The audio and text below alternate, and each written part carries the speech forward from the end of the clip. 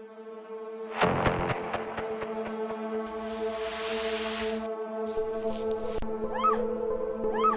sir! No, sir!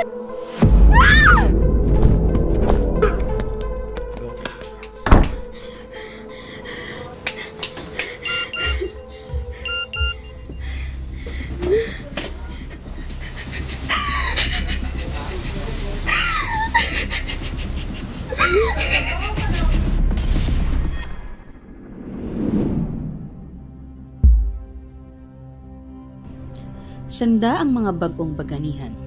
Agad makatugro kang mayad nga pangabuhi sa andang pamilya, kag makabulig sa aton pungsod. Anda, naging antos nga maparayo sa andang pinalangga sa kabuhi, agad maging kabulig sa ibang bansa. Pareho kang antikenya nga si Shirley, nga pira ka dekada rin, nga nagaubra sa ibang bansa, agad malabot ang andang handom kang anang pamilya. Ako nag-abroad kasi gusto ko matulungan ng aking pamilya. In spite of that, ako yung panganay sa pamilya namin.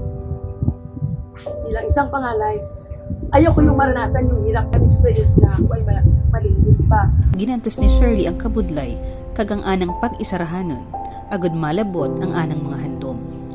Bilang sangkabahi ng OFW, dapat gid nga ikaw maisog, kay suno kay Shirley, tana, gamayan man marib kang anang amo.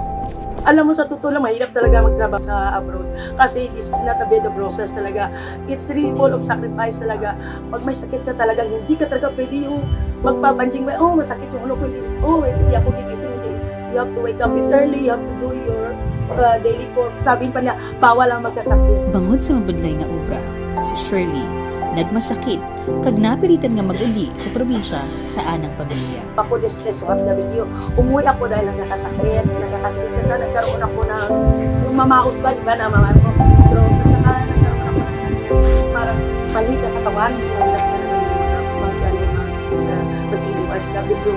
Mahulgid ang pagpapasalamat ni Shirley, kang ana namanan, nga may OFW des sa probinsya kang Antique. Sa bulig kadya, natugraan tana kag ang ibang OFW kang financial support sa idalom kang pamumuno ni Governor Rodora J. Cadiao.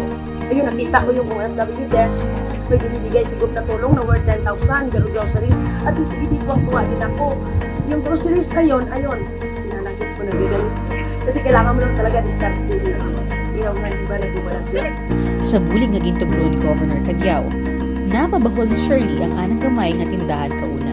Sa kadya, tanang may pweso sa tindahan kang San Remigio. Luwas sa anang manami nga kita, anang pangakaimaw ang anang pamilya, labi na gid ang mga malam na ron nga mga ginikanan. Masaya, yung para bang sa ay, pala, ano na ako, at least may source of ano ako, may source of needs ako, yung nakatulong ako sa mga pamangkin ko, sa nanay ko.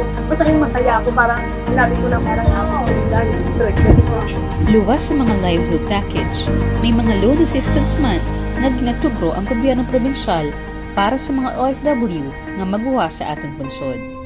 Ako yung papasalamat kay Governor Cadiao. Alam mo kasi may OFW desk, maraming mga OFW na natutulungan gaya ng mga loans na binibigay ng pre-further loans. At least yung bilang isang OFW, yung instead na mangutang siya doon, dito na lang mangutang, at least walang mag-interest, at saka maiwan siya sa pamilya.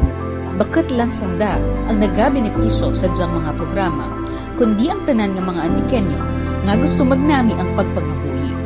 Gani, bahulgid ang pagpasalamat ni Shirley sa mga proyekto na ginobra kang administrasyon ni Governor Cadiao para sa mga OFW.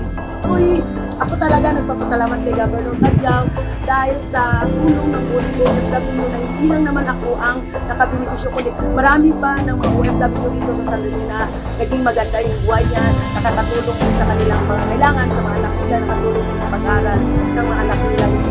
Salamat.